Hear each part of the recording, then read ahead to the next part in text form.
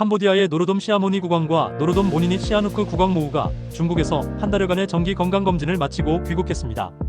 국왕과 국왕모후는 지난 8월 23일 중국으로 출국해 건강검진을 받았으며 시진핑 중국 국가주석을 만나 양국 간의 오랜 우호 관계와 협력 강화 방안을 논의했습니다. 캄보디아가 아시아 태평양 지역 최초로 장기형 주사형 예방약과 다피비린링을 공공보건 시스템에 도입하며 HIV 대응의 새로운 전환점을 맞았습니다. 특히 다피비린링은 세계 최초의 여성용 HIV 예방도구로 질 내부에 착용하면 약물이 한 달간 서서히 방출되어 지속적인 감염 예방 효과를 제공합니다. 캄보디아 상무부 삼행보라 차관이 이끄는 대표단이 네덜란드를 방문해 농식품 가공 및 스낵 산업 진출을 위한 회담과 기술 시찰을 진행했습니다. 특히 유럽 최대 규모의 스낵 제조사 중 하나인 인터스낵 네덜란드 대표이사를 만나 캐슈넛 및 스낵 제품의 수출 가능성을 논의했습니다. 올해 1월부터 9월까지 캄보디아의 도정미 수출이 59만 6,341톤을 기록해 전년 동기 44만 5,913톤 대비 33.7% 증가했습니다. 쌀은 총 69개국으로 수출되었으며 이 중 유럽연합이 전체 수출의 41%를 차지하며 캄보디아산 쌀의 최대 수출 시장으로 나타났습니다. 대한민국과 캄보디아가 한국인 대상 온라인 사기 및 불법 감금 범죄 대응 강화를 위해 파견된 경찰 수를 늘리고 캄보디아 경찰서 내 코리안 데스크를 설치하기로 했습니다. 또한 한국 외교부는 푸놈펜 지역 여행 경보를 2단계에서 2.5단계로 상향 조정했으며 여행자들에게 주의와 자제를 당부하고 있습니다. 캄보디아 농림수산부가 푸놈펜의 왕리 농업대학교에서 판북 앱 출범식을 개최하고 관련 공무원을 대상으로 교육 및 태블릿 배포식을 진행했습니다. 이번 판북 앱 도입으로 전국의 데이터를 기반으로 농업 분야의 전략적 계획 수립 등 디지털 전환의 중요한 전환점이 될 것으로 기대됩니다. 캄보디아와 중국 간 교역액이 2025년 1월부터 9월까지 전년 동기 대비 27% 증가한 142억 달러를 넘어섰습니다. 특히 투자 부분에서도 같은 기간 승인된 총 투자 프로젝트 78억 달러 중 52.96%인 약 41억 3천만 달러가 중국 투자에서 기인했습니다. 1950년대에 건축되어 75년의 역사를 지닌 지상 6층 규모 객실 107개를 갖춘 앙코르 민제이 호텔이 철거 작업을 시작했습니다. 건물 내 소유권을 가진 65가구 중 61가구는 이주를 완료했으며 4가구는 보상을 수락하지 않아 이주 결정을 내리지 않은 것으로 알려져 있습니다. 대한민국의 K-뷰티 제품이 캄보디아 미용 시장을 석권하며 스킨케어와 메이크업 분야에서 현지 소비자들의 선택 1순위로 자리 잡았습니다.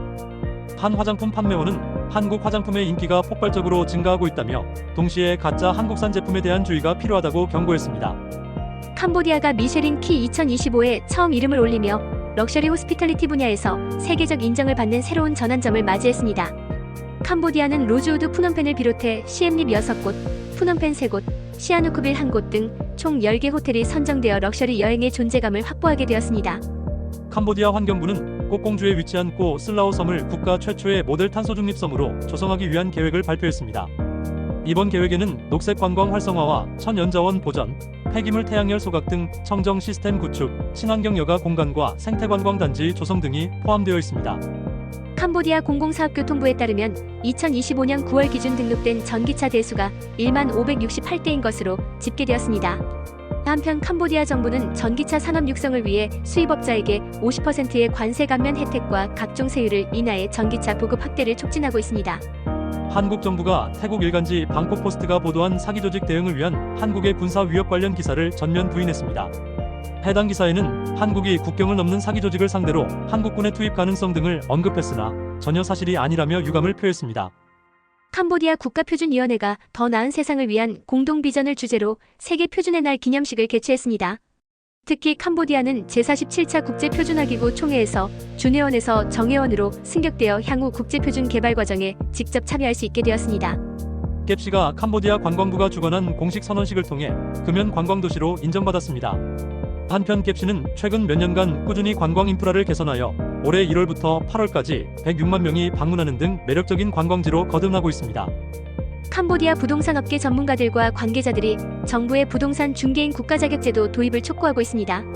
특히 일부 중개인은 에이전시 소속임에도 불구하고 수수료를 개인이 가져가는 등 부정행위를 벌이고 있다며 부동산 시장의 투명성과 전문성을 위해 개선을 요구하고 있습니다.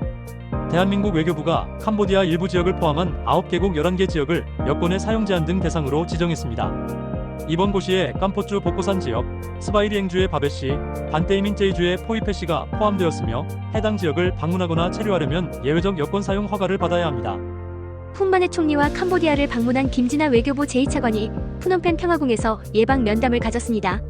양국은 온라인 사기 등 사이버 범죄 대응에서의 긴밀한 공조 성과를 높이 평가하며 국민의 안전 증진과 상호 우호 관계 강화를 위한 협력에 대해 논의했습니다. 캄보디아와 말레이시아가 양국 간 군사 협력 관계를 제도적으로 강화하는 국방 협정을 체결했습니다. 본 협정으로 양국은 인적 교류, 합동 훈련, 상호 이익 증진 활동을 포함한 군사 협력의 기반을 마련하여 상호 신뢰를 공고히 하였습니다. 리테일 테크 기업 록스톡이 캄보디아에서 첫 운영을 시작하며 디지털 커머스를 통합한 리테일 네트워크 구축에 나섰습니다. 록스톡은 록스팟이라 불리는 스마트 선반에 IoT 기술을 접목하여 제품 진열을 실시간 관리하고 모니터링하는 서비스를 제공하고 있습니다. 캄보디아 내무부 이민국은 10월 17일 밤 기술 사기에 연루된 한국인 64명을 한국으로 송환했다고 밝혔습니다. 캄보디아는 현재까지 총 180명의 한국인 사이버 사기 관련자를 송환했으며 한국의 유관기관과 협력해 송환 및 후속 조치에 긴밀히 협조하고 있습니다. 캄보디아 서소카 부총리 겸 내무부 장관은 김진아 대한민국 외교부 제2차관 일행과 회담을 갖고 온라인 사기 근절을 위한 3대 핵심 협력 방안에 합의했습니다. 양국은 공동 태스크포스 구성, 온라인 사기 주범 블랙리스트 공유, 시민 대상 예방 교육 및 홍보 강화 활동에 협력할 예정입니다. 캄보디아 통신규제국이 허가받지 않은 대리인을 통해 통신 장비를 구매하거나 수입하지 말 것에 대해 경고했습니다. TRC는 통신 장비를 수입 유통 판매할 수 있는 공인된 인증업체 명단을 공개하며 무허가 업자인 경우 벌금 및 징역형에 처해질 수 있다고 경고했습니다. 캄보디아 교육청소년체육부가 유니세프와 협력해 중등학교 중퇴율을 줄이고 조기 교육 접근성을 높이기 위한 캠페인을 시작했습니다. 유니세프에 따르면 청소년의 60%만이 중등 과정을 마친다며 배움의 기회를 잃지 않도록 조기 아동 발달 캠페인과 청소년 중퇴 예방 캠페인을 전개할 예정입니다. 더 많은 캄보디아 소식은 더보기 링크에 있는 캄보디아인 사이트에서 확인해주세요. 구독과 좋아요는 필수입니다.